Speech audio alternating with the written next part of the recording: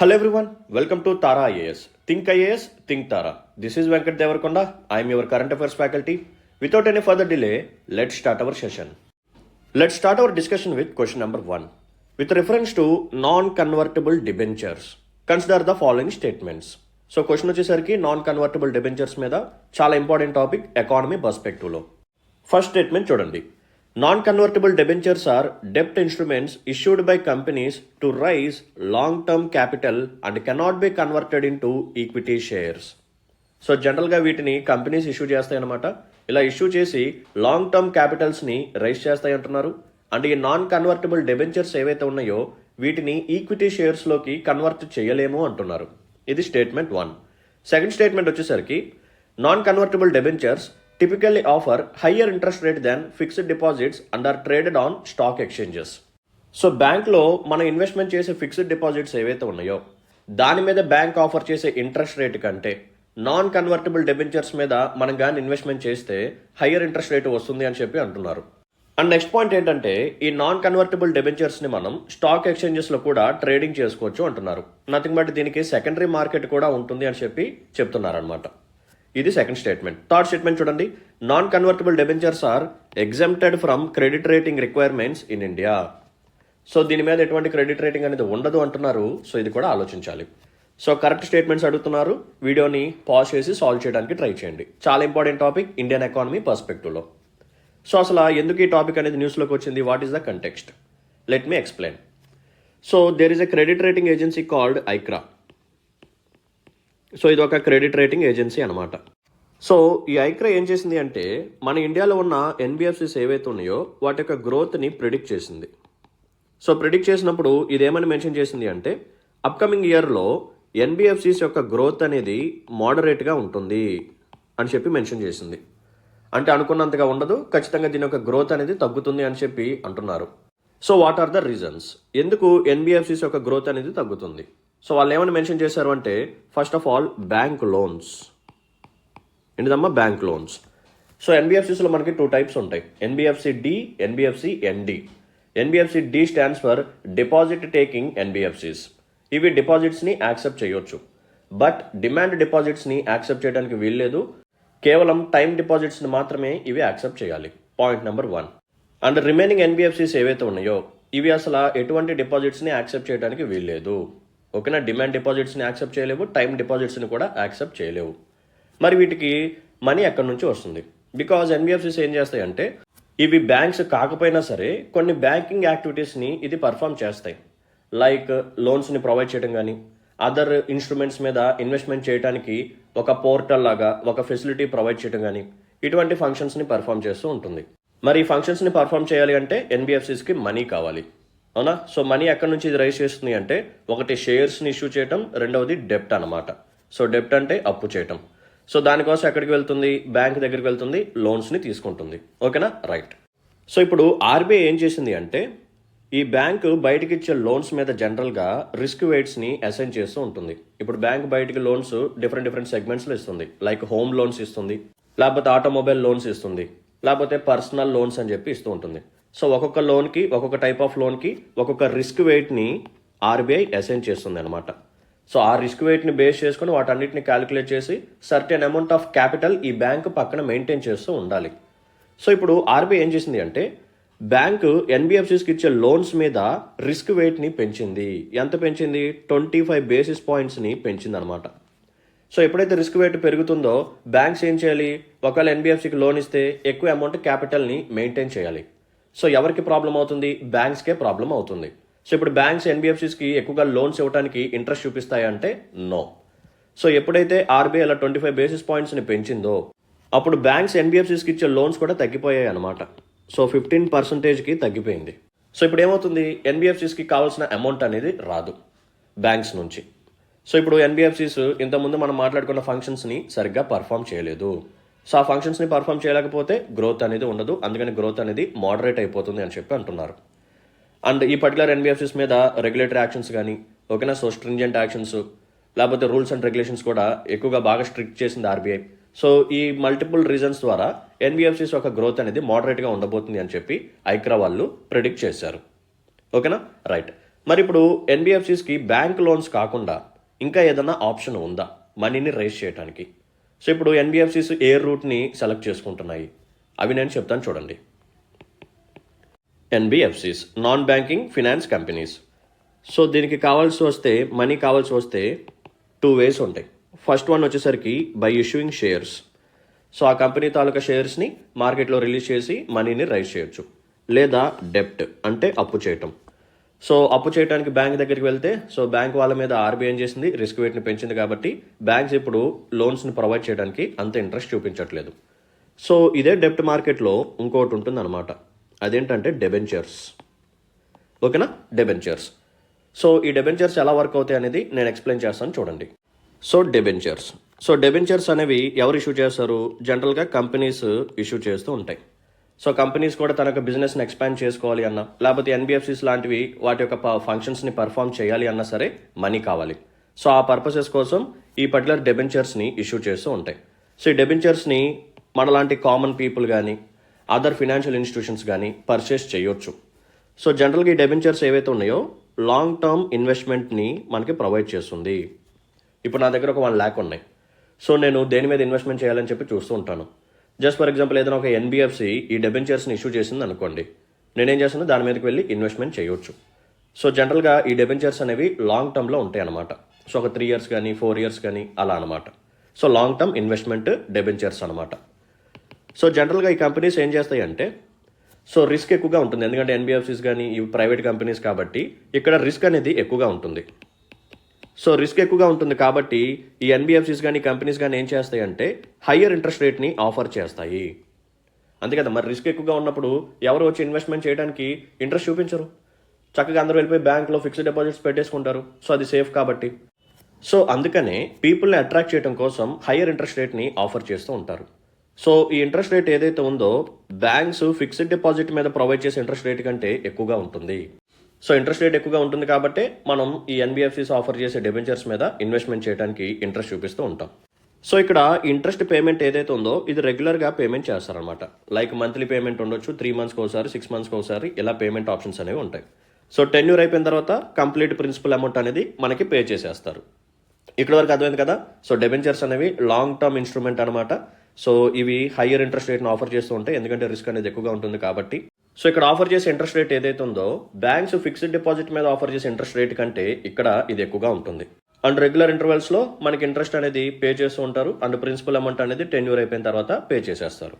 So ఇక్కడ point ఏంటంటే ఈ డెబెంచర్స్లో మళ్ళీ 2 types ఉంటాయి అన్నమాట. ఒకటి కన్వర్టబుల్ డెబెంచర్స్, రెండవది నాన్ కన్వర్టబుల్ డెబెంచర్స్. సో చెప్తాను చూడండి. So there is a company called X. వీళ్ళు కూడా మనీ కావాల్సి వచ్చి డెబెంచర్స్ని ఇష్యూ చేశారు. సో వీళ్ళు ఇష్యూ చేసినప్పుడు మీరు ఏం చేశారు, ఒక 5 lakhs పెట్టి ఇన్వెస్ట్మెంట్ చేశారు. ఆ డెబెంచర్స్ని 5 lakhs పెట్టి కొన్నారనమాట. ఇక్కడ పాయింట్ ఏంటంటే మీకు ఇష్యూ చేసిన డెబెంచర్స్ ఏవైతే ఉన్నాయో ఒకవేళ ఇవి కన్వర్టబుల్ డెబెంచర్స్ అనుకోండి, మీరేం చేయొచ్చు, మీ 5 lakhs వర్త్ ఉన్న ఇన్వెస్ట్మెంట్ని షేర్స్ రూపంలోకి కన్వర్ట్ చేసుకోవచ్చు. సో ఆ కంపెనీ యొక్క షేర్ వాల్యూ ఎంతైతే ఉందో సో దాంట్లో మీ యొక్క 5 lakhs ఇన్వెస్ట్మెంట్ని ఈ డెబెంచర్స్ నుంచి షేర్స్ రూపంలోకి కన్వర్ట్ చేసుకోవచ్చు. సో ఇప్పటి వరకు మీరు వాటాదారుడు కాదు. ఓకే, ఇప్పటి వరకు మీరు జస్ట్ అప్పు ఇచ్చిన ఒక పర్సన్ మాత్రమే. సో మీరు ఎప్పుడైతే ఒక పర్టికులర్ కంపెనీకి లెండింగ్ చేస్తూ ఉంటారో మీకు ఆ కంపెనీ యొక్క షేర్స్ మీద అధికారం అనేది ఉండదు. బట్ ఎప్పుడైతే మీరు ఆ కంపెనీ ఇష్యూ చేసిన షేర్స్ని కొంటారో అప్పుడు మీరు షేర్ హోల్డర్ అవుతారు. అప్పుడు ఆ కంపెనీలో మీకు షేర్స్ అనేవి ఉంటాయి, నథింగ్ బట్ వాటాదారుడు అవుతారనమాట మీరు. ఓకేనా. సో అప్పటి వరకు మీరు షేర్ హోల్డర్ కాదు. సో ఆ కంపెనీలో మీకు ఎటువంటి షేర్స్ అనేవి ఉండవు. బట్ ఎప్పుడైతే మీరు ఈ డెబెంచర్స్ని కన్వర్ట్ చేసుకొని షేర్స్ లాగా మార్చుకుంటారో అప్పుడు మీరు ఆ కంపెనీలో వాటాదారుడు అయిపోతారనమాట. సో 5 lakhs ఇన్వెస్ట్మెంట్ అనేది బిగినింగ్లో జస్ట్ మీరు లోన్ని ప్రొవైడ్ చేసినట్టు మాత్రమే. తర్వాత 5 lakhsని మీరు షేర్స్లోకి కన్వర్ట్ చేసుకోవచ్చు. అలా కన్వర్ట్ చేసుకునే ఆప్షన్ ఉంటే దాన్ని కన్వర్టబుల్ డెబెంచర్ అంటారు. ఒకవేళ ఇలా కన్వర్ట్ చేసుకునే ఆప్షన్ లేకపోతే దాన్ని నాన్ కన్వర్టబుల్ డెబెంచర్స్ అంటారు. సో నాన్ కన్వర్టబుల్ డెబెంచర్స్ మీద మీరు కానీ ఇన్వెస్ట్మెంట్ చేశారనుకోండి, సో వాటిని మీరు షేర్స్ రూపంలోకి తర్వాత కన్వర్ట్ చేసుకోలేరు. ఒకవేళ కన్వర్టబుల్ డెబెంచర్స్ మీద మీరు కానీ ఇన్వెస్ట్మెంట్ చేస్తే ఫ్యూచర్లో మీకు ఇంట్రెస్ట్ ఉంటే మీ యొక్క ఇన్వెస్ట్మెంట్ని షేర్స్లోకి కన్వర్ట్ చేసుకోవచ్చు. ఓకేనా. So this is the difference between convertible debenture as well as non convertible debenture. ఇప్పుడు మీకు ఒక చిన్న లాజిక్ పాయింట్ అడుగుతాను చూడండి. So there is a mobile name వచ్చేసరికి X, there is another mobile called Y, 2 mobiles ఉన్నాయి. ఎక్స్ అనే మొబైల్లో ఎక్కువగా మీకు ఫ్యూచర్స్ ఉన్నాయన్నమాట. లైక్ మీకు డిస్ప్లే మంచి క్వాలిటీ, AMOLED డిస్ప్లే ఉంది, సూపర్ AMOLED డిస్ప్లే ఉంది, బ్యాటరీ కెపాసిటీ చాలా ఎక్కువగా ఉంది, మంచి ప్రాసెసర్ యూజ్ చేశారు. సో ఫ్యూచర్స్ చాలా ఎక్కువగా ఉన్నాయి. నెక్స్ట్ వై అనే మొబైల్లో ఫ్యూచర్స్ అనేవి చాలా మోడరేట్గా ఉన్నాయి, లిమిటెడ్గా ఉన్నాయి. సో దేనికి ఎక్కువగా ప్రైస్ ఉంటుంది? ఎక్స్ అనే దానికి ఎక్కువగా ప్రైస్ అనేది ఉంటుంది. అవునా? ఎందుకంటే ఫ్యూచర్స్ ఎక్కువగా ఆఫర్ చేస్తున్నాయి కాబట్టి అక్కడ ప్రైస్ అనేది ఎక్కువగా ఉంటుంది అనమాట. సో ఇదే ప్రిన్సిపల్ని ఇక్కడ మనం ఇంప్లిమెంట్ చేద్దాం. సో కన్వర్టబుల్ డెబెంచర్స్ ఒక సైడ్, నాన్ కన్వర్టబుల్ డెబెంచర్స్ ఒక సైడ్. సో మీకు నాన్ కన్వర్టబుల్ డెబెంచర్స్లో ఫ్యూచర్స్ ఎక్కువగా లేవు, ఎందుకంటే దీన్ని మీరు షేర్స్లోకి కన్వర్ట్ చేసుకోలేరు కాబట్టి. మరి కన్వర్టబుల్ డెబెంచర్స్ని మీరు షేర్స్లోకి కన్వర్ట్ చేసుకోగలరు కాబట్టి ఇక్కడ మీకు ఏంటంటే ఫ్యూచర్స్ ఎక్కువగా ఉన్నాయి. సో ఇక్కడ ఈ పర్టికులర్ కంపెనీ కన్వర్టబుల్ డెబెంచర్స్ని ఇష్యూ చేసింది, నాన్ కన్వర్టబుల్ డెబెంచర్స్ని ఇష్యూ చేసింది అనుకోండి. సో రెండింటి మీద కూడా ఇంట్రెస్ట్ రేట్ని ఆఫర్ చేయాలి కదా. బట్ కన్వర్టబుల్ డెబెంచర్స్లో ఇంట్రెస్ట్ రేటు ఒకలాగా ఉంటుంది, నాన్ కన్వర్టబుల్ డెబెంచర్స్లో ఇంట్రెస్ట్ రేటు ఒకలాగా ఉంటుంది. సో కన్వర్టబుల్ డెబెంచర్స్ మీద ఆ కంపెనీ చేసిన ఇంట్రెస్ట్ ఏదైతే ఉందో అది తక్కువగా ఉంటుంది when compared with non convertible debentures. ఎందుకంటే కన్వర్టబుల్ డెబెంచర్స్లో నీకు ఫ్యూచర్ ఉంది కాబట్టి, అంటే ఎక్కువగా నీకు ఫ్లెక్సిబిలిటీ ఆప్షన్స్ ఉన్నాయి కాబట్టి నీకు వాళ్ళు తక్కువ వడ్డీ రేట్ని ప్రొవైడ్ చేస్తారు. నాన్ కన్వర్టబుల్ డెబెంచర్స్లో మీరు షేర్స్లోకి కన్వర్ట్ చేసుకోలేరు కాబట్టి మీకు ఎక్కువగా ఆప్షన్స్ లేవు, ఎక్కువ ఫ్లెక్సిబిలిటీ లేదు, ఎక్కువ ఫ్యూచర్స్ లేవు కాబట్టి మీకు ఎక్కువ ఇంట్రెస్ట్ రేట్ని ఆఫర్ చేస్తారు. సో కన్వర్టబుల్ డెబెంచర్స్ మీద కంపెనీ ఆఫర్ చేసే ఇంట్రెస్ట్ ఏదైతే ఉందో అది తక్కువగా ఉంటుంది, నాన్ కన్వర్టబుల్ డెబెంచర్స్ మీద కంపెనీ ఆఫర్ చేసే ఇంట్రెస్ట్ రేట్ ఏదైతే ఉందో అది ఎక్కువగా ఉంటుంది. ఓకేనా? So this is all about convertible as well as non convertible debentures. So ఇప్పుడు మనం క్వశ్చన్ని సాల్వ్ చేద్దాం పదండి. ఎన్సిడీస్ ఏవైతే ఉన్నాయో దే ఆర్ డెబ్ట్ ఇన్స్ట్రుమెంట్స్, చెప్పాను కదా. సో అప్పు కోసం మనం ఈ నాన్ కన్వర్టబుల్ డెబెంచర్స్ని ఆఫర్ చేస్తూ ఉంటాం. So they are issued by companies. So దేనికోసం? లాంగ్ టర్మ్ క్యాపిటల్ని రైజ్ చేయడం కోసం. సో నాన్ కన్వర్టబుల్ డెబెంచర్స్ని మనం ఈక్విటీ షేర్స్లోకి కన్వర్ట్ చేయగలమా? Absolutely no. ఓకేనా? So we cannot convert it into equity shares. So first statement కరెక్టే కదా? రైట్. సెకండ్ స్టేట్మెంట్ చూడండి. NCDs typically offer higher interest rates than fixed deposits and are traded on stock exchanges. అంతే కదా, బ్యాంకులో fixed deposits మీద bank offer చేసే interest rate కంటే ఇక్కడ ఎక్కువగా ఇంట్రెస్ట్ రేట్ని ఆఫర్ చేస్తేనే మనం ఇక్కడికి వచ్చి ఇన్వెస్ట్మెంట్ చేస్తాం. అలా కాకుండా బ్యాంక్ వాళ్ళు సేమ్ ఇంట్రెస్ట్ రేట్ ఆఫర్ చేసి ఇక్కడ నువ్వు కూడా సేమ్ ఇంట్రెస్ట్ రేట్ ఆఫర్ చేస్తే నీ కంపెనీ ప్రైవేట్ కంపెనీ, సో ఒకవేళ లాసెస్లోకి వెళ్తే నువ్వు నాకు కడతావో లేదో తెలీదు. ఓకేనా? ఎందుకంటే ఎన్బిఎఫ్సిస్లో ఇంకొక చిక్కు కూడా ఉంటుంది, ఇంకో ప్రాబ్లం కూడా ఉంటుంది. నెక్స్ట్ క్వశ్చన్లో నేను ఎక్స్ప్లెయిన్ చేస్తాను. ఆ ప్రాబ్లం ఏంటంటే ఎన్బిఎఫ్సిస్ అనేవి మీకు deposit insurance credit guarantee corporation కిందకి రావు. ఓకేనా? సో డిఐసి జీసీ కిందకి రావన్నమాట. సో రాకపోతే ప్రాబ్లం ఏంటో నెక్స్ట్ క్వశ్చన్లో ఎక్స్ప్లెయిన్ చేస్తాను, వెయిట్ చేయండి. సో రిస్క్ అనేది ఎక్కువగా ఉంటుంది కాబట్టి నువ్వు ఖచ్చితంగా హైయర్ ఇంట్రెస్ట్ రేట్ని ఆఫర్ చేయాల్సిందే. సో బ్యాంక్ ఆఫర్ చేసే ఇంట్రెస్ట్ రేట్ కంటే ఫిక్స్డ్ డిపాజిట్స్ మీద ఇక్కడ కంపెనీస్ ఎన్సిడి మీద ఎక్కువగా ఇంట్రెస్ట్ రేట్ని ఆఫర్ చేస్తాయి. ఓకేనా? సో సెకండ్ స్టేట్మెంట్ కూడా కరెక్టే. అండ్ ఎన్సిడీస్ని మనం స్టాక్ ఎక్స్చేంజెస్లో కూడా తర్వాత సేల్ చేసుకోవచ్చు. ఇప్పుడు నేను ఉన్నాను ఎక్స్ అనే కంపెనీ దగ్గర, సో కొన్ని నాన్ కన్వర్టబుల్ డెబెంచర్స్ కొన్నాను. తర్వాత నాకు మనీ నీడ్ వచ్చిందనమాట. 5 lakhs పెట్టి ఇన్వెస్ట్మెంట్ చేశాను. సడన్గా హెల్త్ ఎమర్జెన్సీయో ఏదో ఒక నీడ్ వచ్చింది. నేనేం చేసి నా దగ్గర ఉన్న నాన్ కన్వర్టబుల్ డెబెంచర్స్ని వేరే వాళ్ళకి అమ్మేసుకోవచ్చు సెకండరీ మార్కెట్లో. Next one. సో ఎన్సిడీస్ ఏవైతే ఉన్నాయో they are exempted from credit rating requirements అంటున్నారు. ఇది అబ్సల్యూట్లీ రాంగ్. సో ఒక కంపెనీ ఆఫర్ చేసే డెబెంచర్స్ మీద అది కన్వర్టబుల్ అయినా నాన్ కన్వర్టబుల్ అయినా క్రెడిట్ రేటింగ్ ఏజెన్సీస్ ఏం చేస్తాయి అంటే రేటింగ్ అనేది ఇస్తాయి. సో ఆ రేటింగ్ని బేస్ చేసుకుని మీరు దాని మీద ఇన్వెస్ట్మెంట్ చేయొచ్చా చేయకూడదా, రిస్క్ ఎంత ఉంది, ఓకేనా, ఇవన్నీ మీకు తెలుస్తాయి అనమాట.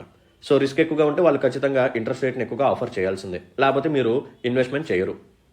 ఓకేనా? టూ మచ్ రిస్క్ ఉంటే అసలు ఇన్వెస్ట్మెంట్ కూడా చేయరు అనమాట. So third statement wrong.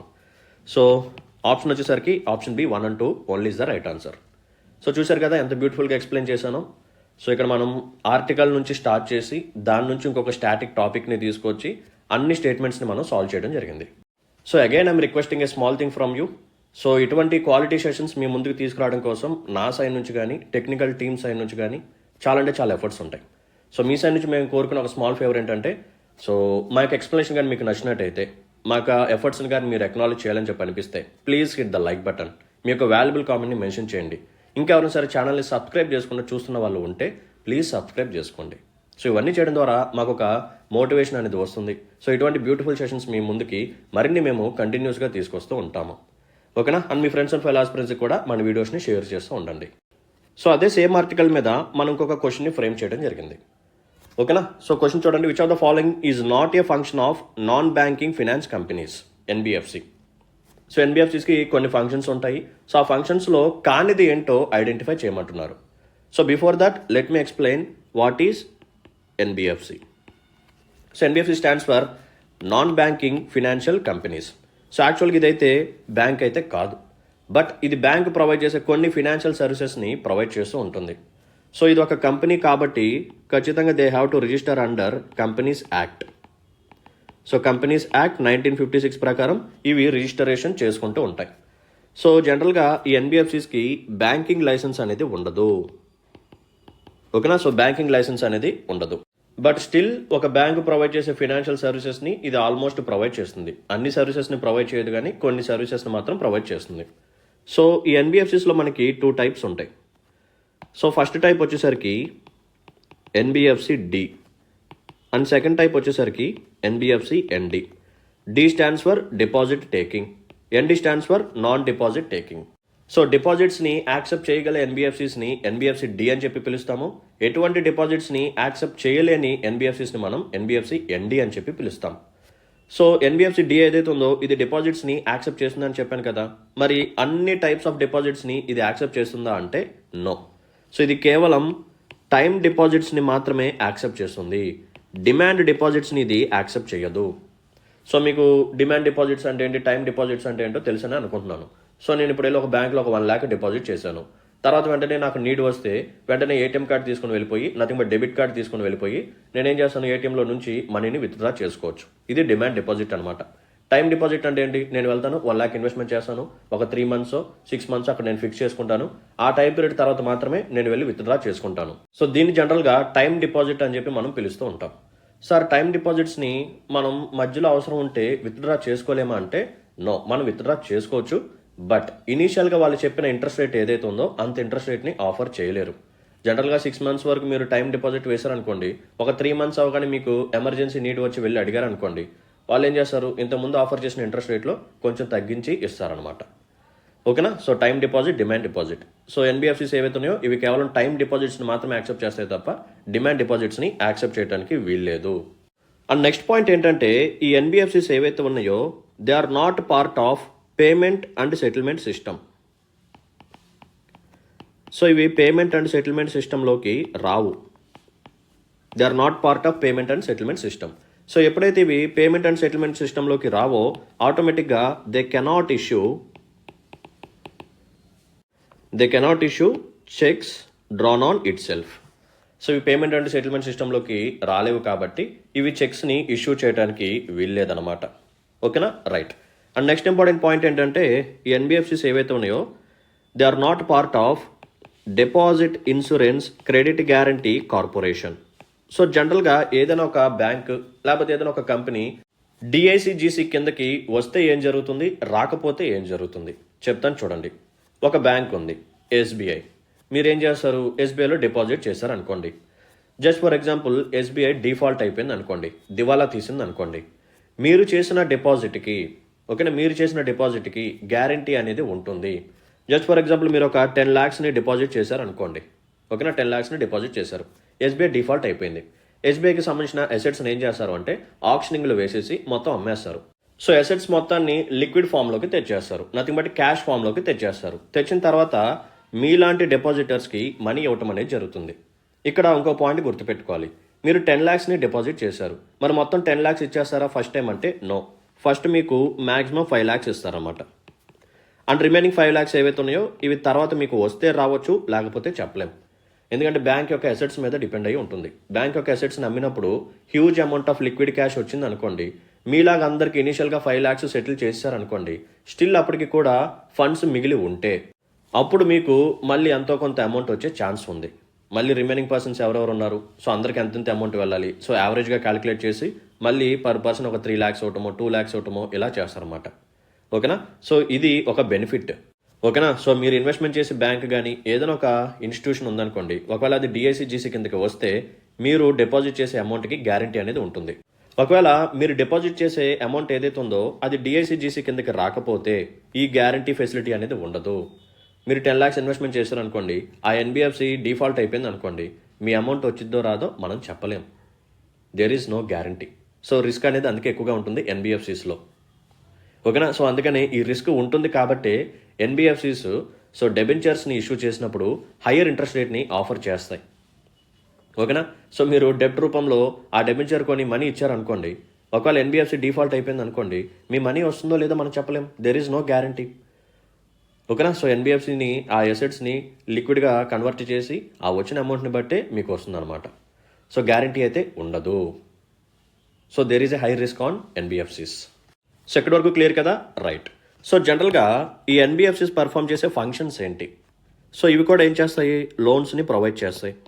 Nothing but loans and అడ్వాన్సెస్ని ఇవి ప్రొవైడ్ చేయడం జరుగుతుంది. సో ఎన్బిఎఫ్సి ఎన్డి ఏవైతే ఉన్నాయో ఇవి డిపాజిట్స్ని యాక్సెప్ట్ చేయలేవు కాబట్టి, మరి ఇవి లోన్స్ బయటికి ప్రొవైడ్ చేయాలి అంటే దీనికి అమౌంట్ కావాలి కాబట్టి వేరే బ్యాంక్స్ దగ్గరికి వెళ్ళి లోన్స్ తీసుకోవటము, లేకపోతే మనలాంటి పీపుల్కి డెబెంచర్స్ని ఆఫర్ చేయడం కానీ, అది కన్వర్టబుల్ అవ్వచ్చు, నాన్ కన్వర్టబుల్ అవ్వచ్చు. ఓకేనా?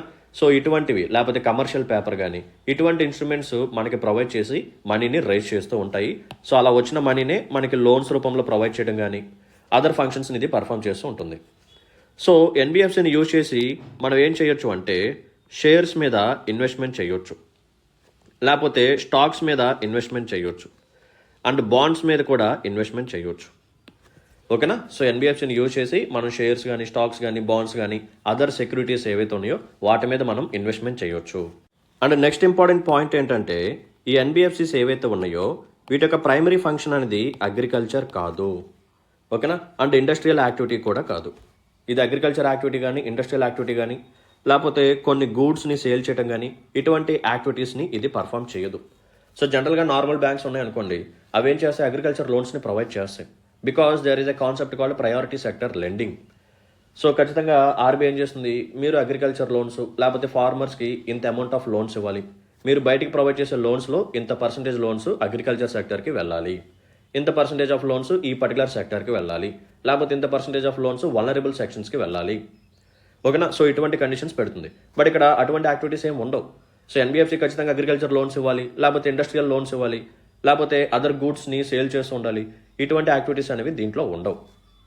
అండ్ ఈ పర్టికులర్ ఎన్బిఎఫ్సిని ఎవరు రెగ్యులేట్ చేస్తూ ఉంటారు, ఎవరు కంట్రోల్ చేస్తూ ఉంటారు? So it was managed by ministry of corporate affairs, ministry of corporate affairs as well as reserve bank of India. వీళ్ళిద్దరూ దీన్ని రెగ్యులేట్ చేస్తూ ఉంటారు, మేనేజ్ చేస్తూ ఉంటారు. ఓకేనా? So this is all about NBFC. ఇప్పుడు మనం క్వశ్చన్ని సాల్వ్ చేద్దాం పదండి. సో ఇక్కడ జస్ట్ సింపుల్ క్వశ్చన్, ఫంక్షన్ కానిది ఏంటో అడుగుతున్నారు. సో ఫస్ట్ చూడండి, it will offer loans and advances. ఇస్తుందా లేదా? ఇది లోన్స్ అండ్ అడ్వాన్సెస్ని ప్రొవైడ్ చేస్తుందా లేదా? ప్రొవైడ్ చేస్తుంది. సో దీన్ని యూజ్ చేసి మనం షేర్స్ని, స్టాక్స్ని, బాండ్స్ని, అదర్ మార్కెటబుల్ సెక్యూరిటీస్ని అక్వైర్ చేయొచ్చు. ఎస్, కరెక్టే. So it will issue cheques drawn on itself. So ఇది చెక్స్ని ఇష్యూ చేస్తుందా? లేదు. ఎందుకు? ఇది పేమెంట్ అండ్ సెటిల్మెంట్ సిస్టంలోకి రాదు కాబట్టి it cannot issue cheques drawn on itself. So option C correct answer అనమాట, ఎందుకంటే ఇది ఫంక్షన్ కాదు కాబట్టి. ఓకేనా? సో ఆప్షన్ సి ఏదైతుందో it is the right answer for this particular question. Let's look at question number 3. Consider the following statements about exported emissions. So exported emissions అంటే ఏంటి? Exported emissions refer to the green house gas emissions produced in one country but consumed in other. So ఇక్కడ meaning ఏంటంటే ఈ green house gas emissions అనేవి ఒక కంట్రీలో produce అవుతాయి, but వాటి యొక్క కన్జంప్షన్ అనేది ఇంకో కంట్రీలో జరుగుతుంది అంటున్నారు. సెకండ్ స్టేట్మెంట్ చూడండి, United nations framework convention on climate change UNFCCC agreement it AIIMS to address the issue of exported emissions through the promotion of sustainable consumption as well as production patterns.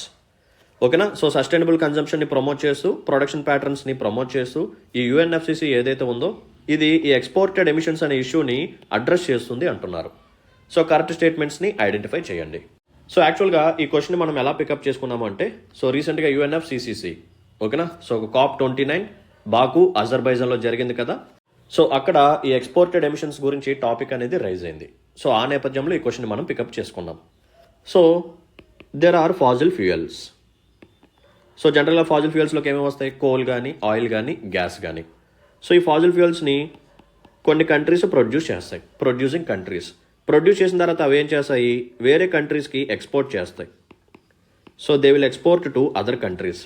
ఇప్పుడు ఈ other countries ఏం చేస్తాయి? ఆ Faasil ఫ్యూయల్స్ని consume చేసుకుంటాయి. So ఇలా consume చేసుకున్నప్పుడు ఏమవుతుంది, green house gas emissions జరుగుతాయి అనమాట. ఇక్కడ ప్రొడక్షన్ ప్రాసెస్లో కూడా గ్రీన్ హౌస్ గ్యాస్ ఎమిషన్స్ అనేవి జరుగుతాయి. సో వాటి యొక్క కన్జంప్షన్ టైంలో కూడా గ్రీన్ హౌస్ గ్యాస్ ఎమిషన్స్ అనేవి జరుగుతాయి. బట్ మనం ఎక్కువగా దేని మీద ఫోకస్ చేస్తాము, ఈ అదర్ కంట్రీస్ ఏవైతే ఉన్నాయో వీళ్ళు ఈ ఫాజిల్ ఫ్యూయల్స్ని కన్జ్యూమ్ చేసుకునేటప్పుడు ఏవైతే గ్రీన్ హౌస్ గ్యాస్ ఎమిషన్స్ జరుగుతాయో వీటి మీద మనం ఎక్కువగా ఫోకస్ చేస్తున్నాం. సో ఈ కంట్రీస్ మీద మనం ఎక్కువగా ఛార్జెస్ని లెవీ చేయాలని చెప్పి ట్రై చేస్తూ ఉన్నాం. సో ఈ కంట్రీస్ మీద మనం ఎక్కువగా రూల్స్ పెట్టి మీ యొక్క గ్రీన్ హౌస్ గ్యాస్ ఎమిషన్స్ని తగ్గించండి, మీ యొక్క కన్జంప్షన్ని తగ్గించండి, ఫాజిల్ ఫ్యూయల్స్ యొక్క కన్జంప్షన్ తగ్గించండి అని చెప్పి వీళ్ళ మీద మనం ఎక్కువగా రూల్స్ని తీసుకొస్తూ ఉన్నాం. బట్ ఈ ప్రొడ్యూసింగ్ కంట్రీస్ ఏవైతే ఉన్నాయో వీళ్ళు ఏం చేస్తున్నారు, ఈ ఫాజిల్ ఫ్యూయల్స్ని ప్రొడ్యూస్ చేస్తున్నారు, వాటిని వేరే కంట్రీస్కి ఎక్స్పోర్ట్ చేస్తున్నారు, అక్కడ ఎక్కువగా ప్రాఫిట్స్ని సంపాదిస్తున్నారు. ఇప్పటి వరకు మనం మిస్ అవుతున్న పాయింట్ ఏంటంటే అసలు ఈ ఫాజిల్ ఫ్యూయల్స్ ప్రొడ్యూస్ చేసే కంట్రీస్ ఏవైతే ఉన్నాయో వీళ్ళు ఆ పక్క ప్రాఫిట్స్ని సంపాదిస్తున్నారు. అసలు వీళ్ళ వల్లే గ్రీన్ హౌస్ గ్యాస్ ఎమిషన్స్ అనేవి జరిగే ఛాన్సెస్ ఎక్కువగా ఉన్నాయి. మరి వీళ్ళ మీద మనం ఎందుకు ఫోకస్ చేయట్లేదు? లెక్క ప్రకారం మాట్లాడితే వీళ్ళు కదా ఈ క్లైమేట్ చేంజ్ ఫండ్స్కి ఎక్కువగా కాంట్రిబ్యూట్ చేయాలి అని చెప్పి డెవలపింగ్ కంట్రీస్ ఏవైతే ఉన్నాయో వాళ్ళు ఈ పాయింట్ని కంటిన్యూస్గా రైజ్ చేస్తూ ఉన్నారన్నమాట. సో ఎవరైతే ఫాజిల్ ఫ్యూయల్స్ని ప్రొడ్యూస్ చేస్తున్నారో ఆ కంట్రీస్ ఎక్కువగా కాంట్రిబ్యూట్ చేయాలి, డెవలపింగ్ కంట్రీస్కి వీళ్ళు ఎక్కువగా ఫండింగ్ అనేది ప్రొవైడ్ చేయాలి అని చెప్పి అడగటం జరిగింది. Just for example United states of America ఉంది. సో వీళ్ళు కూడా ఫాజిల్ ఫ్యూయల్స్ని ప్రొడ్యూస్ చేసి వేరే కంట్రీస్కి ఎక్స్పోర్ట్ చేస్తూ ఉంటారు. సో వీళ్ళు ఇలా ఫాజిల్ ఫ్యూయల్స్ని ఎక్స్పోర్ట్ చేయడం ద్వారా అదర్ కంట్రీస్లో more than 2 billion turns CO2 అనేది ఎమిట్ అవుతుంది అనమాట. ఓకేనా. సో యూఎస్ఏ ఫాజిల్ ఫ్యూయల్స్ని ప్రొడ్యూస్ చేసి మనకి ఎక్స్పోర్ట్ చేసింది అదర్ కంట్రీస్కి. సో ఇలా ఎక్స్పోర్ట్ చేయడం ద్వారా అదర్ కంట్రీస్లో ఈ ఫాజిల్ ఫ్యూయల్స్ని కన్జ్యూమ్ చేసుకునేటప్పుడు more than 2 billion turns carbon dioxide అనేది ఎమిట్ అవుతుంది ఓన్లీ ఫ్రమ్ యూఎస్ఏ. ఇంకా అదర్ ప్రొడ్యూసింగ్ కంట్రీస్ ఉన్నాయి, మరి వాటి యొక్క పరిస్థితి ఏంటి? సో అందుకనే ఇటువంటి ఫాజిల్ ఫ్యూయల్ ప్రొడ్యూసింగ్ కంట్రీస్ ఏవైతే ఉన్నాయో వాళ్ళు డెవలపింగ్ కంట్రీస్కి ఎక్కువగా కాంట్రిబ్యూట్ చేయాలని చెప్పి మన UNFCCCలో పాయింట్స్ని రైజ్ చేయడం జరిగింది. బట్ ఇక్కడ గుర్తుపెట్టుకోవాల్సింది ఏంటంటే ఈ UNFCCC ఏదైతే ఉందో ఇది డైరెక్ట్గా ఈ ఎక్స్పోర్టెడ్ ఎమిషన్స్ మీద ఫోకస్ చేయదు. ఓకేనా. సో డైరెక్ట్గా అయితే ఫోకస్ చేయదు. బట్ UNFCCCలో తీసుకొచ్చే అవుట్కమ్స్ ఏవైతే ఉన్నాయో అవి ఇండైరెక్ట్గా ఈ ఎక్స్పోర్టెడ్ ఎమిషన్స్ మీద ఫోకస్ చేస్తాయి తప్ప డైరెక్ట్గా అయితే ఈ ఇష్యూ మీద అది ఎటువంటి అడ్రస్సింగ్ అనేది చేయదు. సో ఇప్పుడు మనం ఎక్స్పోర్టెడ్ ఎమిషన్స్ అంటే ఏంటో చూసాం. సో ఒక కంట్రీలో ఫాజిల్ ఫ్యూయల్స్ని ప్రొడ్యూస్ చేస్తాము, వాళ్ళు వేరే కంట్రీస్కి వాటిని అమ్ముతారు. సో అలా అమ్మిన తర్వాత ఆ అదర్ కంట్రీస్ ఏవైతే ఉన్నాయో వాళ్ళు కన్జ్యూమ్ చేసుకుంటారు. అలా కన్జ్యూమ్ చేసుకునేటప్పుడు ఎమిషన్స్ వస్తూ ఉంటాయి. సో వాటిని మనం ఎక్స్పోర్టెడ్ ఎమిషన్స్ అంటాం. సో యాక్చువల్గా ఎమిషన్స్ అనేవి ఒక కంట్రీలో ప్రొడ్యూస్ అయితే వాటిని కన్జ్యూమ్ చేసుకోవడం ద్వారా ఇక్కడ కూడా ఎమిషన్స్ జరుగుతున్నాయి కాబట్టి we call it as exported emissions. So చూద్దాం పదండి. Exported emissions refer to green house gas emissions produced in one country, just for example USA, but consumed in other country like India. So first statement రైటే. Second statement చూడండి. UNFCCC agreement AIIMS to address the issue of exported emissions through the promotion of sustainable consumption and production patterns. So ఇక్కడ ఇది డైరెక్ట్గా అయితే ఈ particular ఇష్యూని resolve చేయదు, ఇండైరెక్ట్గా మాత్రమే ఇది రిజాల్వ్ అవుతుంది. సో అందుకని సెకండ్ స్టేట్మెంట్ రాంగ్ అనమాట. సో కరెక్ట్ స్టేట్మెంట్స్ అడిగాడు కాబట్టి option A 1 only is the right answer. Let's look at question number 4. So ఈ పర్టికులర్ క్వశ్చన్ ఏదైతే ఉందో ఇది ఎన్విరాన్మెంట్లో చాలా ఇంపార్టెంట్ టాపిక్ అనమాట. So please pay attention. Carbon credits are generated by activities that reduce or avoid green house gas emissions.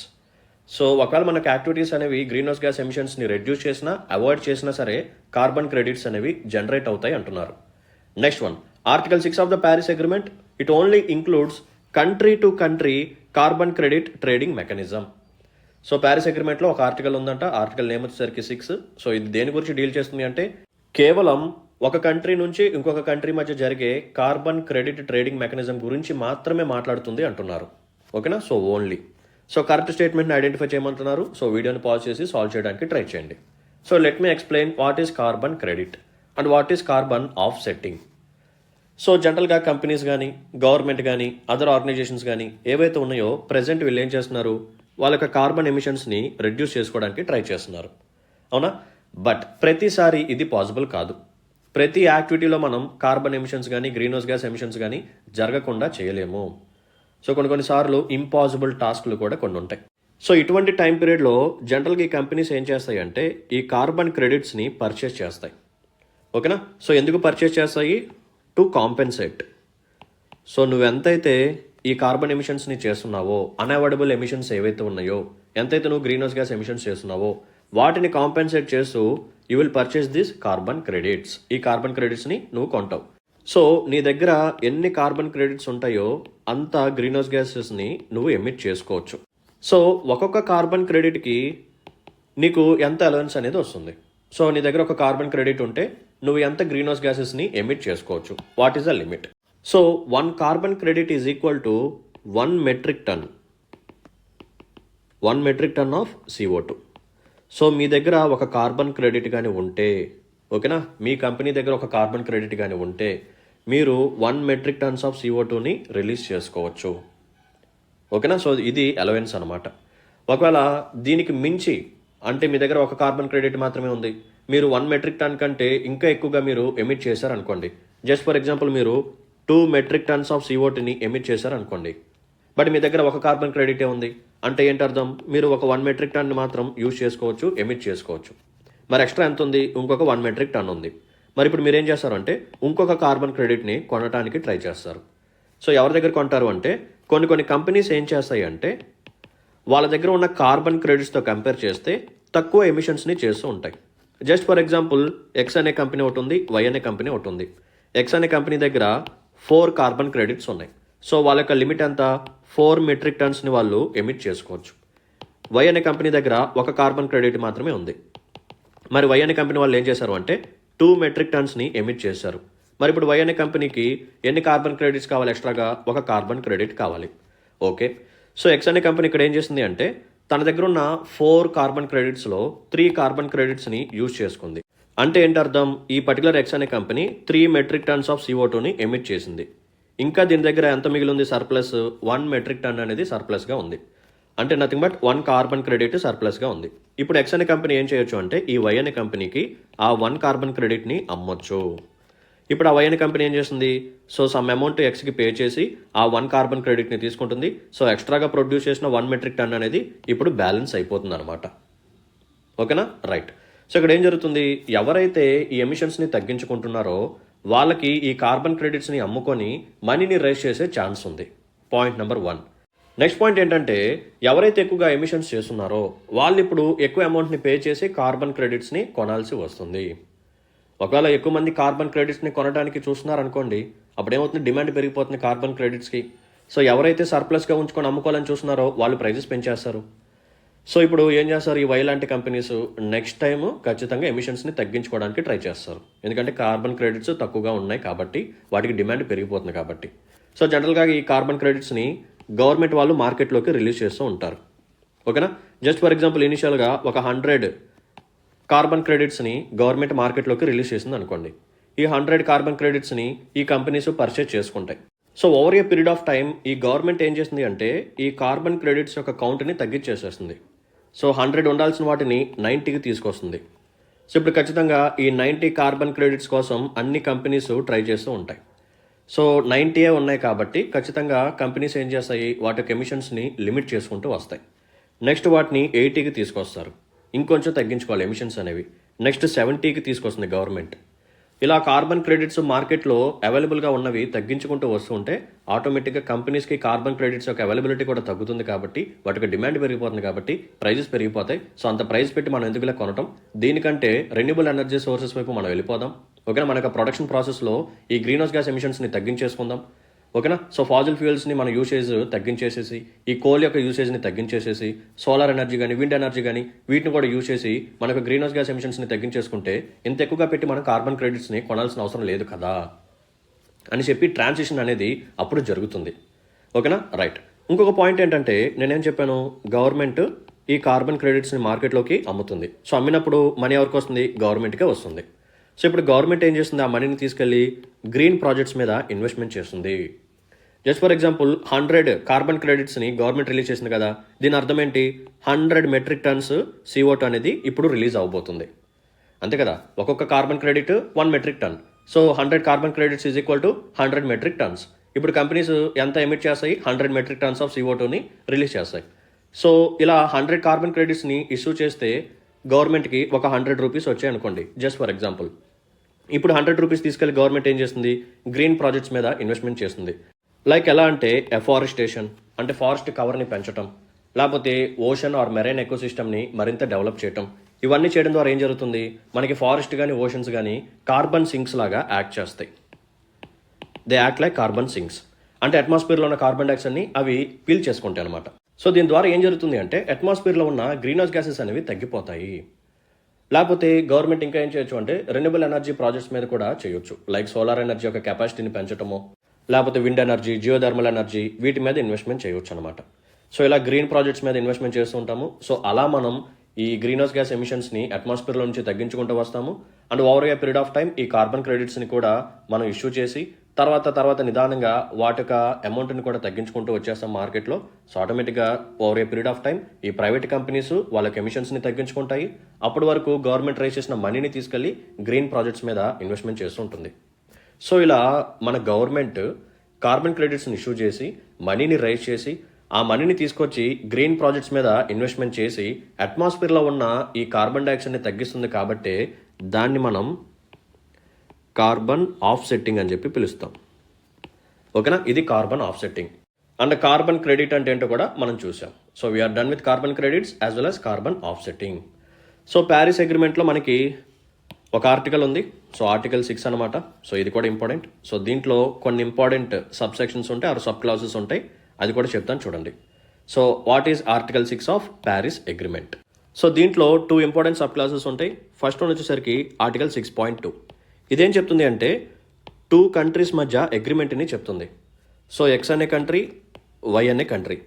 So వీళ్ళిద్దరూ ఒక bilateral అగ్రిమెంట్కి వస్తారు. సో ఈ బయోలాటరల్ అగ్రిమెంట్లో వీరు ఈ కార్బన్ ట్రేడింగ్ కానీ ఈ కార్బన్ క్రెడిట్స్ కానీ వీటిని వాళ్ళు సేల్ చేసుకోవచ్చు అనమాట. సో ఎక్స్ అనే కంట్రీ కార్బన్ క్రెడిట్స్ ఉంటాయి, వై అనే కంట్రీ దగ్గర కూడా కార్బన్ క్రెడిట్స్ ఉంటాయి. సో వాళ్ళకి ఎమిషన్స్ని బట్టి, జస్ట్ ఫర్ ఎగ్జాంపుల్ వై అనే కంట్రీ ఎక్కువగా ఎమిషన్స్ చేస్తున్నాయి అనుకోండి, ఎక్స్ అనే కంట్రీ తక్కువ ఎమిషన్స్ చేస్తుంది అనుకోండి. ఇప్పుడు ఎక్స్ దగ్గర ఉన్న సర్ప్లస్ని వై అనే కంట్రీకి సేల్ చేసుకోవచ్చు. ఓకేనా, ఇది ఆర్టికల్ 6.2. సో ఆర్టికల్ 6.2 ఏం చేస్తుందంటే it allows 2 countries to set their own terms for a bilateral carbon trading agreement. ఓకేనా, సో వీళ్ళిద్దరి మధ్య జరిగే ట్రేడింగ్లో అక్కడ జరిగే ఈ కార్బన్ ఎమిషన్స్ కానీ వీటిని లిమిట్ చేసుకోవడానికి, సో కార్బన్ క్రెడిట్స్ యొక్క సేల్ గురించి కానీ సో ఎలా మనం డీల్ చేసుకుందామని చెప్పి వాలంటరీగా వీళ్ళిద్దరూ ఒక అగ్రిమెంట్ని ఫిక్స్ చేసుకోవచ్చు. ఇది 6.2. నెక్స్ట్ ఇదే ఆర్టికల్లో 6.4 కూడా ఉంటుంది. ఇదేం చెప్తుంది అంటే యునైటెడ్ నేషన్స్ని ఇన్వాల్వ్ చేస్తుంది. So there is a supervision by United Nations. So ఇప్పుడు యునైటెడ్ నేషన్స్ ఏం చేస్తుంది, మేనేజ్మెంట్ చేస్తుంది ఈ సిస్టమ్ని. సో దీన్నే మనం యునైటెడ్ నేషన్స్ మేనేజ్డ్ సిస్టమ్ అని చెప్పి పిలుస్తూ ఉంటాం. సో ఇప్పుడు యునైటెడ్ నేషన్స్ ఏం చేస్తుంది అంటే ఒక కార్బన్ మార్కెట్ని క్రియేట్ చేస్తుంది. సో దానికి మనం బైండింగ్ అయ్యి ఆ ట్రేడింగ్ అనేది చేసుకుంటూ ఉండాలి. సో 6.2 ఏదైతే ఉందో ఇది వాలంటరీ. సో ఇది ఆ 2 కంట్రీస్ మధ్య ఉంటుంది. ఎక్స్ అనే కంట్రీ, వై అనే కంట్రీ వాళ్ళు ఒక డీల్ని ఫిక్స్ చేసుకుంటారు, ఒక అగ్రిమెంట్ని పెట్టుకుంటారు. దాన్ని బట్టి వాళ్ళు కార్బన్ క్రెడిట్స్ని సేల్ చేసుకుంటూ ఉంటారు. దానికి తగ్గట్టు వాళ్ళకి ఎమిషన్స్ని తగ్గించుకుంటూ వెళ్తూ ఉంటారు. ఒకవేళ ఇలా 2 కంట్రీస్ కాకుండా ఒక యునైటెడ్ నేషన్స్, ఒక సెంట్రలైజ్డ్ అథారిటీ వచ్చి ఒక సిస్టమ్ని క్రియేట్ చేస్తే దాని యునైటెడ్ నేషన్స్ మేనేజ్డ్ సిస్టమ్ అని చెప్పి పిలుస్తాం. సో ఈ యునైటెడ్ నేషన్స్ పెట్టిన రూల్స్ దానికి తగ్గట్టుగానే మనం ఆ కార్బన్ ట్రేడింగ్ అనేది చేస్తూ ఉంటాము. సో ఇది మనకి 6.4లో ఉంటుంది. ఓకేనా, రైట్. సో ఆర్టికల్ 6 ఏదైతే ఉందో ఇది కేవలం కంట్రీ టు కంట్రీ మధ్య జరిగే కార్బన్ క్రెడిట్ ట్రేడింగ్ మెకానిజం గురించి మాట్లాడుతుంది అంటున్నారు. No. So country to country as well as ఒక యునైటెడ్ నేషన్స్ లాంటి ఆర్గనైజేషన్స్ కూడా వచ్చి ఒక సెంట్రలైజ్డ్ అథారిటీ లాగా క్రియేట్ అయ్యి ఈ కార్బన్ క్రెడిట్ ట్రేడింగ్ మెకానిజంని కూడా క్రియేట్ చేయొచ్చు. సో అందుకని సెకండ్ స్టేట్మెంట్ రాంగ్ అనమాట. ఫస్ట్ స్టేట్మెంట్ ఏం చెప్తుంది, carbon credits are generated by activities that reduce or avoid green house gas emissions. ఓకేనా, సో గ్రీన్ హౌస్ గ్యాస్ ఎమిషన్స్ని మనం రెడ్యూస్ చేసినా అవాయిడ్ చేసినా సరే కార్బన్ క్రెడిట్స్ని జనరేట్ చేసుకోవచ్చు. So surplus amount of carbon క్రెడిట్స్ని మనం ఏం చేయొచ్చు, వేరే కంపెనీస్కి మనం సేల్ చేసుకోవచ్చు. సో ఫస్ట్ స్టేట్మెంట్ కరెక్టే. సో కరెక్ట్ స్టేట్మెంట్స్ అడిగాడు కాబట్టి option A 1 only is the right answer. Let's look at the last question. Which of the following decorated himself with the high sounding titles of Jayangonda, Pandya Kulasani, Singalantaka, Kola Martanda and Telinga Kulakala? So ఈ titles అనేవి ఎవరివి అని చెప్పి అడగటం జరుగుతుంది. So option చూడండి, Rajaraja 1, Rajendra 1, Rajaraja 2, Vijayalaya. So ఈ question మనం ఎలా పికప్ చేసుకున్నామంటే, సో రీసెంట్గా తమిళనాడులో తంజావూర్.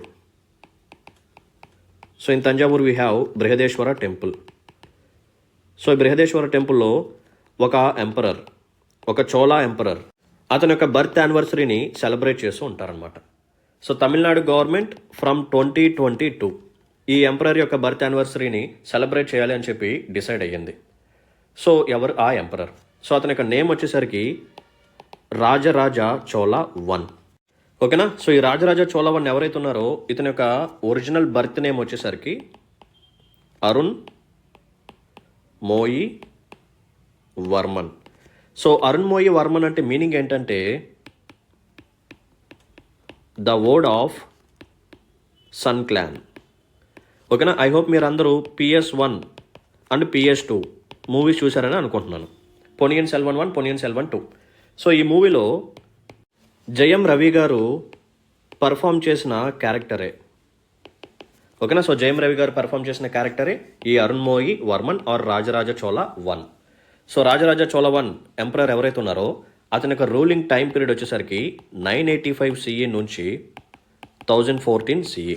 సో ఇక్కడ వరకు క్లియర్ కదా. రైట్. నెక్స్ట్ పాయింట్ ఏంటంటే ఈ బృహదేశ్వర టెంపుల్లోనే కదా ఈ సెలబ్రేషన్ చేసేది. సో ఈ బృహదేశ్వర టెంపుల్లో ఒక మోరల్ పెయింటింగ్ ఉంది. సో ఈ మోరల్ పెయింట్లో ఎవరెవరు ఉంటారు అంటే ఈ Arun Moi Varman, nothing but Rajaraja Chola 1 and ఇతనితో పాటు ఇతని యొక్క టీచర్ కూడా ఉంటారనమాట. సో రాజరాజ చోళ 1 యొక్క టీచర్ నేమ్ వచ్చేసరికి కరూరార్. సో ఈ పెయింటింగ్లో మనం ఒక పాయింట్ని తెలుసుకోవచ్చు. ఆ పాయింట్ ఏంటంటే సో కరూరార్ టీచర్ వచ్చేసరికి ముందు ఉంటారు, అతని వెనకాల అరుణ్ మోయి వర్మన్ నిలబడి ఉంటారు. సో దీన్ని బట్టి ఒక ట్రెడిషన్ని మనం తెలుసుకోవచ్చు. ఏంటి ఆ ట్రెడిషన్ అంటే టీచర్కి ఎక్కువ ఇంపార్టెన్స్ ఉంటుంది, తర్వాత స్టూడెంట్ ఉంటారు అని చెప్పి అర్థం అనమాట. ఓకేనా. సో ఈ పర్టికులర్ క్వశ్చన్కి ఆన్సర్ వచ్చేసరికి Rajaraja 1 option A is the right answer. So దీంతో మనం సక్సెస్ఫుల్గా ఈ రోజు కరెంట్ అఫైర్ సెషన్ని చాలా అంటే చాలా కాంప్రహెన్స్గా డిస్కస్ చేసుకోవడం జరిగింది. సో ఇటువంటి కాంప్రహెన్సివ్ ఎఫర్ట్స్ని మీరు కానీ అక్నాలెడ్జ్ చేయాలని చెప్పి అనిపిస్తే ఇటువంటి బ్యూటిఫుల్ సెషన్స్ నా నుంచి మరిన్ని మీరు కోరుకున్నట్టయితే please hit the like button and మీకు వాల్యుబుల్ కామెంట్ మెన్షన్ చేయండి అండ్ మీ ఫ్రెండ్స్ అండ్ ఫెలాస్ ఫ్రెండ్స్కి మన వీడియోస్ని షేర్ చేయండి. So let's call it a day then. See in the next session and then take care. Bye. జై హింద్.